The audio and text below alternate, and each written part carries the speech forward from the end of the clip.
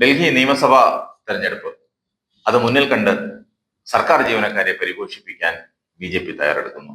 ഇതിന്റെ ഭാഗമായി കേന്ദ്ര സർക്കാർ ജീവനക്കാരുടെ ശമ്പളം പരിഷ്കരിക്കുന്നതിനായി 8ാം ശമ്പള കമ്മീഷൻ രൂപീകരണത്തിന് കേന്ദ്രമന്ത്രിസഭ അംഗീകാരം നൽകി. കേന്ദ്രമന്ത്രി അശ്വിനി വൈഷ്ണവാണ് ഇക്കാര്യം അറിയിച്ചത്.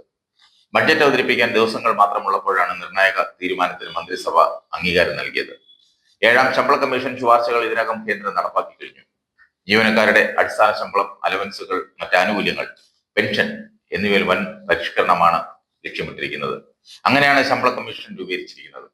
പുതിയ കമ്മീഷനിൽ ആരൊക്കെ ആയിരിക്കും അംഗങ്ങളെന്ന് വ്യക്തമല്ല.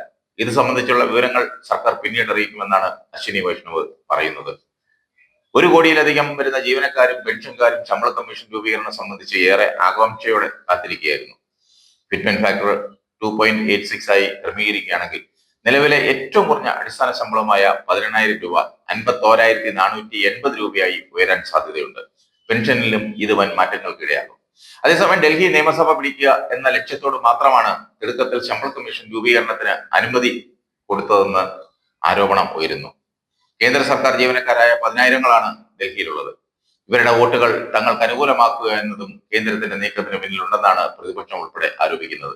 അടുത്തിടെ പുറത്തു വന്ന ചില സർവേകൾ അനുസരിച്ചാണെങ്കിൽ നിലവിലെ ഭരണകക്ഷിയായ ആം ആദ്മി പാർട്ടിയുടെ നില അത്ര ആശാവഹമല്ല. കോൺഗ്രസും പിന്നിലാണ്. ഈ സാഹചര്യത്തിൽ കേന്ദ്ര സർക്കാർ ജീവനക്കാരെ കയ്യിലെടുത്താൽ അവരുടെ വോട്ടുകൾ ബി പെട്ടിയിൽ വീഴും.